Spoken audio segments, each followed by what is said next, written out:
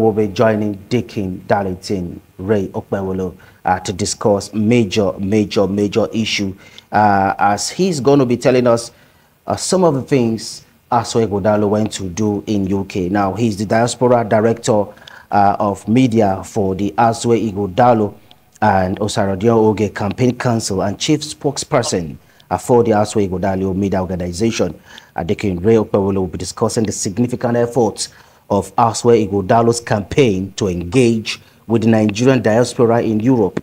Now, the key takeaways from this engagement and the benefits they bring to the candidates, the diaspora community, and Edo in general. Let's quickly get to Deacon Ray Okpewolo. Good morning and good to see you. Good morning, my brother Dan. Nice to see you too. How are you doing today? I'm okay. It's a pleasure to see you. Happy New Month. I wish you the same. The pleasure is always mine, my brother.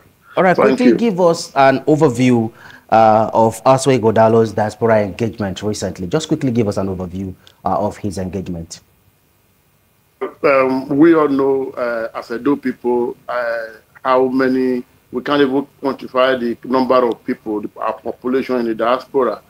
So when you talk of Nigerians in the diaspora, I make bold to say that those state indigenes have the highest number of these people put together, particularly in Europe, in Central Europe, so to say, where you talk about Italy, you talk about Germany, you talk about France, Spain, and all those Central European countries.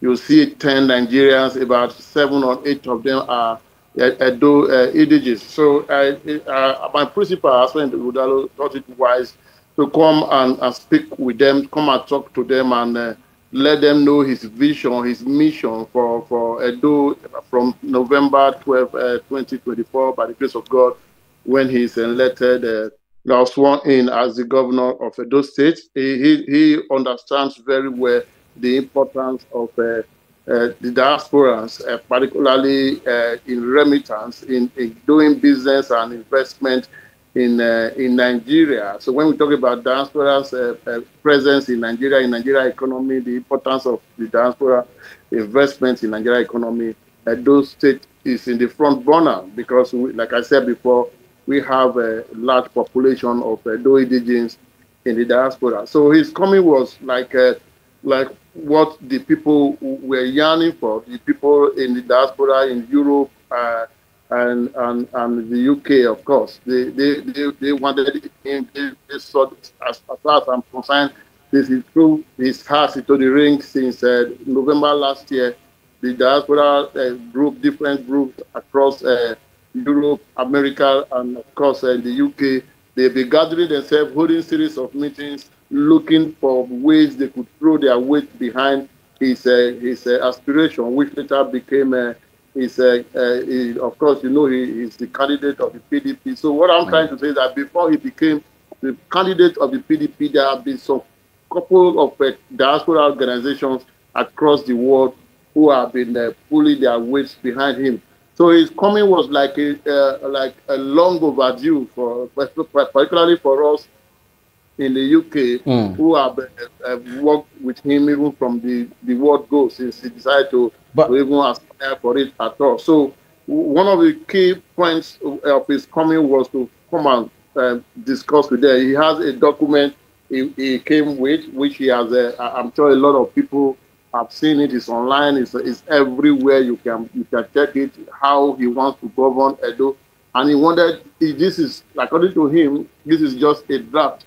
And he needed the perspective from the diasporans. So he wants their inclusion because he's, like he said, he's going to be having a government of everybody, all Edo people, wherever you are in the world. You're going to participate in his government. By the grace of God, he went elected. So he needed to get the mindset. He needed to get what they want, what contribution do they think they can bring on board when he becomes the governor.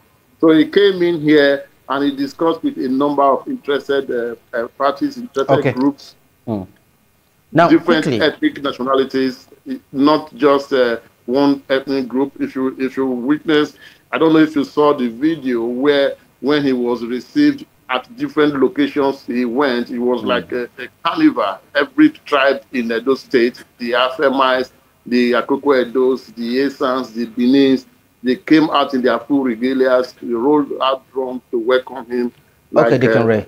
Deacon Ray, yeah. let's quickly pause a little and watch the video of his coming, his entrance into some part of Europe. Let's quickly, I don't know if we can have it now. Let's have that clip where he was actually received in some part of Europe.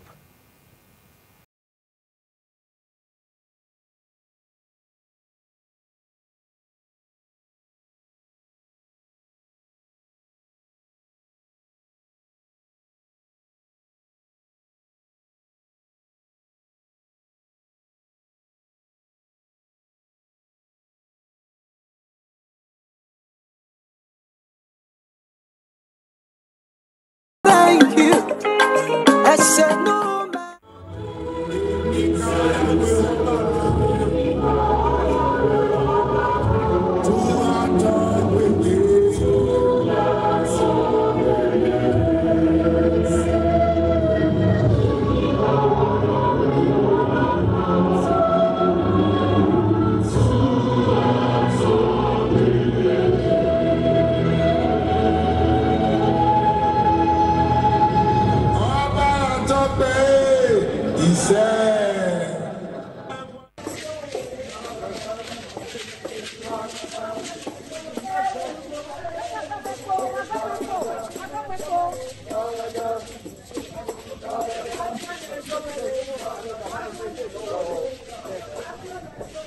Oh, boy, you don't recover? Yes, sir. Jump up.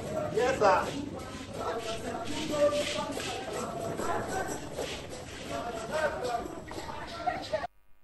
Now, beautiful engagement, if you ask me, Deacon Ray. But there's a question now.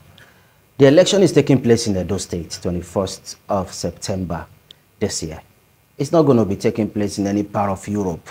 What is the connection between the visit, his visit now to some part of Europe to meet with Edolite there? But the election is not actually happening there. Is there not a disconnection there? No, if you recall, in my intro, I said Asue Ighodalo was coming in as governor and he was going to work with everybody who has a link with Edo, not just Edo's alone, not just Edo by native alone, but if you have anything to do, if you have interest in Edo State, Asue Ighodalo is going to work with you. So when he came to the diaspora, his idea was to woo them, was to speak to them, to ensure that his message of a new Edo under his watch resonates with them, which of course did resonate with them, and all of them keyed into it. Now, about voting, you know, a lot of us go home every election period to vote. So many of us were at home during the 2023 elections, and also because of Ighodalo, a lot of people from the diaspora have volunteered to ensure that they make themselves available to come home to vote, to ensure that they vote for him. And not just that, even those that are not able to go to Edo State or go to Nigeria as it were during that time for vote, are able to influence, are able to speak to their wards, speak to their families, speak to their parents, speak to their friends and relatives at home to ensure that they do the right thing. They do the right thing. What is the right thing? The right thing is bringing Edo together, uniting Edo under Asue Ighodalo, because Asue Ighodalo represents Edo State. He is a pan-Edonist. Asue Ighodalo is not coming to find that is this the pendulum is swinging. There is the permutation and the odds. Everything favors Edo Central, but that is not what he is singing his candidacy upon. He is coming as a true Edo indigene, Edo citizen, who is coming for the total development of the whole Edo State. I hear some people talking about Ighodalo was chairman of Nigeria Brewery, that if they were the ones, they would have flooded the place with Eastern people. So you begin to wonder how myopic could people be? How could someone think or thought of narrowing a multinational company to just a region, just a tribal stuff? So when you look at this, you understand what Ighodalo is bringing on board. Ighodalo is Edo State indigene, a Nigeria citizen who is coming for the whole Edo State. And this was what he brought to the people in the diaspora. And Okay. I can tell you categorically that the message resonated, and they all have volunteered. A lot of them, as a matter of fact, I spoke with one lady yesterday who is a member of the directorate of the media here, PDP Media here campaign. And he told me, Ray, I bought my ticket. I say she's bought his ticket for between 7th to leave by 7th of August, and he's going to stay throughout the whole of August and beyond, and even till after the election. I say he's going home to start mobilizing his people, mobilizing the parents and everything. So it's not just, you will see an influx of Edo people in Edo State during this period. I can assure you a lot of them are coming. But those remember, you have other political parties too who are actually trying to get the attention of Edolites in diaspora. You have the APC, the Labour Party, you have the Young People's Party, you have the NNPP, so many of them. You have the PRP. They are all traveling to see if they can get support from Edolites in diaspora. How will Asue Ighodalo manage and leverage on this his journey to Europe, and how is he going to use it positively to get 100% support from you guys? Yeah, you see, we thank God a lot of us here are exposed. We are learning. We see how things are done here. We see how things are run here. We see how the system works here. Today in the UK, election is taking place. The election to elect the new government in the UK is taking place. I can tell you a lot of things are happening, but you don't see nothing. There is nobody, there is no jingle, there is nobody running, nobody disturbing. Everybody is going about their normal businesses. You go to the polling unit, cast your vote there, and go about your business. No school is closed, no workplace is closed down, no movement is restricted. So we all see how systems, everything works here in the UK and across the Western world. So this is what we expect to see in Edo, we expect to see in Nigeria. And when they come, they are interrogated. We listen to them. Apart from Ighodalo and Ogie that came earlier, I have not seen any. Some of them come in, they sneak in and sneak out. They are not seen. We had one time that we didn't even hear Dennis was in the UK until he left. It was when he left that we heard that he was in the UK. We didn't know where he went to in the UK. Some said Birmingham, some said Manchester. We don't know. I don't know if he was in any other place. His principal, his governorship candidate was in the US. We all saw what came out of that engagement. So it's not something anybody want to be proud about, that you come to the UK, you come to the US, and you are unable to present to the people of Edo. So you are unable to convince them, you are unable to tell the people of Edo what you want to do for them. So we saw what happened in the case of Senator Monday when he went to Lagos. The case was totally different in terms of Asue Ighodalo. Asue started speaking to the people right from the airport, and the people, they were not tired of hearing about him. They were not tired of hearing from him. He spoke with them. He told me, he said, Ray, don't restrict any question. Don't restrict anybody from asking me any question. I am in, even if they are going to ask me how my mother died, I am ready for them. And so many people came with terrible questions, and he was able, with his intelligence and the capacity that he got, he was able to navigate and answer them all to the satisfaction of everybody, and everybody was happy. The key point from this thing is that a lot of people who didn't know, a lot of people who didn't decide, who were not decided about how they were going to vote, how they were going to go in, got convinced after speaking with him. I can tell you categorically that his coming was totally a blessing for the PDP, my party, and for Edo State. Because I can tell you, those a lot of people left, and for all you came, majority of the visits happened weekdays. Like, for example, the one he had in Bologna, I mean in Reggio Emilia in Italy, was done on a working day. What about the Manchester? The Manchester hall was filled up to capacity and was on a working day. What about London? Also working day. London, everybody knows, is a working city, but every place, every seat was occupied. As a matter of fact, the seat was jam-packed before the press 7 o'clock, before 7, everywhere was jam-packed. So people, there was overflow, people were outside, everybody was struggling, was scrambling to get in to ask. If you had come to London to see what happened that day, it was like Michael Jackson came to London. Everywhere was filled up. Everybody wanted to hear him. Everybody wanted to see this man speak. Ighodalo is someone who actually knows what he wants. He knows what he wants to do for the state, and he doesn't blab. He doesn't blab. He doesn't come to the stage and be say, He goes on. He flows. He flows like a machine.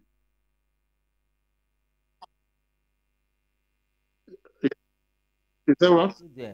Of what benefit? What will Edolite benefit from you guys in the diaspora? Yeah, And what one of the contribution? things. What contribution? What impact will you make in the election? What difference? Yeah, the impact is very massive. I can tell you, because we all know the importance of diaspora in our development, particularly in Edo State. You can know, you cannot even quantify the remittance.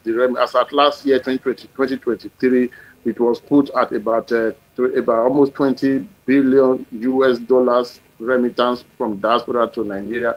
And I can tell you that Edo State has a chunk of that money. Nothing less than 40 to 30% thereabout is in Edo State. And if you have all these kind of people coming in, putting money into the country, every serious government, every serious leader must take this set of people seriously. That was why Ighodalo came to this place and he spoke to us, and everyone here understand, everyone here keyed into his agenda, keyed into his project, and they've all decided to come. They are already spending money. I just told you, people are already buying tickets. People are already buying tickets ahead of September to travel, even to from next month. So they want to work for it.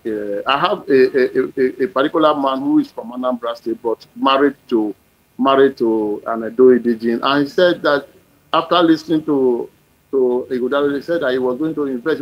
They are not just talking about investment themselves, they are bringing in investors. He talked about direct foreign investment in the state, and these are the people who can drive that. These are the people in the diaspora who can tell the people in the diaspora, the Europeans, the British people, that there is an investment inclined man that is ruling in a particular state called Edo in Nigeria. You can go and put your money. And one of the things people talk about that they are scared of in Nigeria is security. And if you look at Asue Ighodalo's document he brought out, the manifesto he brought out, a big aspect of it talks about how it's going to tackle insecurity in the state. And once that insecurity aspect is tackled, I can assure you that every other thing will fall in.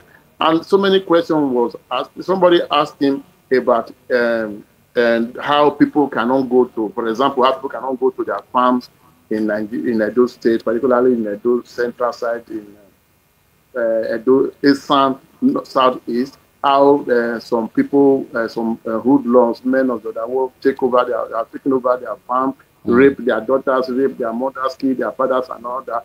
And what Ighodalo told them categorically is that cannot happen. That is what?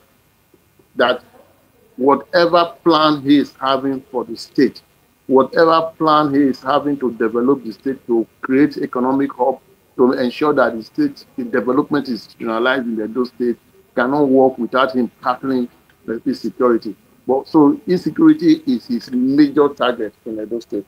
If you are an investor coming from Europe and you hear that people who work in a particular region, they are being kidnapped or they are being raped, you wouldn't want to go to that place. No, so it's taking that very key. Apart from security, yeah. Which is very, very glaring to everyone, that we actually need stable security in the state. What other things did he tell you people that is convincing you? Because you're sounding so convinced, Deacon Ray, and it seems nothing is going to change your mind. Well, the truth is, if you want the best for Edo, if you want everything to be working fine for Edo, You know, Ighodalo is a man to line behind, line up behind, a man to queue up behind. One other thing he told them was security of their investment. If you know you are going to put money, he talked about what you call a foreign bond, a diaspora bond. He's going to create a bond for diaspora where they will keep their money and know their money is safe. You are bringing money into Nigeria. This story of my brother is helping me to do one business in Nigeria and he's eating my money. My brother helping me to build a house in Nigeria. No, that will not happen. That is what they're going to ensure that all the diaspora investment in Edo State under his watch is in bond and is secured. And how is he going to do this? He talked about diaspora commission. And that Diaspora Commission, where everything that comes into the state will be coordinated. And by doing this, you are assured that your money, whatever dime, whatever dollar, pound, euro you are putting into your own private or personal investments in Edo State is going to be safe, is going to be secured. And by doing this, there is nobody who will not be happy to come and invest. So this was something, at least the people of Germany in Hamburg, this was where heralded, was well spoken about in Germany, you know, and they were very okay and satisfied with it. That if they are going to be assured that their monies, the money they are bringing into the state for investment, for building, whatever they come to do in the state with their resources, is going to one way or the other improve the economic situation of the state. And it is the responsibility, according to our incoming governor, it is the responsibility of him, of the state government, to ensure that every investment in the state, particularly from the diaspora, is secured, is protected. So when you have this kind of assurance coming from an investment inclined somebody who has done this before, somebody who knows what it is to create wealth, to invest in to create investment, to establish industries and companies across the globe. You are hearing this from him. You'll be very happy to come up invest in your state. And when he said this, a lot of people applauded it, and this also was a great deal that changed their mind. And another thing also he talked about was the idea of bringing Edo State together. He spoke so much extensively about the unity of the state, that there is nothing we cannot do, there is nothing we can do without unity. And this also resonated because when he came in, the story was totally different. When he came in, he had time with the Afema people, he had time with the Akoko Edos, with the Benins, with the Esans. There was no ownership of Asue Ighodalo in this is European tour. There was no particular tribe that came that said this. We know he's from Esan land, but the Esan, there was nowhere Esan had ownership, took ownership of him throughout the duration of his stay. So I don't understand what people are saying about they will turn a particular national company to Esan company if they had the opportunity. Asue Ighodalo is not coming for Esan people. It's not coming for the Benins. It's not coming for the Afemans. It's coming for everybody at once. It's coming for Edo State. If you are Edo State EDG, or if you are someone who has an interest in Edo State, Asue Ighodalo is coming for you to ensure that whatever interest you have in the state, whatever good interest you have in the state is protected, is secured, and is made lasting for you, even after you, people after you, your generation, to ensure that many years after Ighodalo is gone, that everything is still the same. The development of the state is institutionalized. Everything is working. The system is working. And he spoke well of about. He talked about a healthcare system also, which he said that he was going to ensure that every ward in the state is healthcare, primary healthcare is established in all these ones. That was when a businessman here, one chief Achebe, said he was going to bring in. He's not from Edo State. The businessman who promised to bring in, to push in about 200 million pounds medical investment in the state. All he needed, according to what he told the candidate, was that he would just need a land. If he has a land, a good land that is provided, that he's going to ensure that this is brought to the state. So because under his watch, apart from that, we also had one man from Osun State who came and said himself and his organization, because they are funders here in the UK, they are a group of funders, himself and his organization, they are going to ensure that they put money in Edo State under Asue Ighodalo's watch. So I thought these are the takeaways, some of the things Edo people will be happy to hear. And moreover, if we want to go to the issue or the idea of where Ighodalo is from. Ighodalo is from Edo Central. Everybody today knows that the odds favor Edo Central to produce the next governorship, the next governor of the state. And who are they looking at? Who are they looking at? I would say everybody looking at is Asue Ighodalo. Even the Eastern people, if you look at what the message that is going across today, is that Eastern people are telling Monday Akpakomiza to face the senatorial assignment they gave him.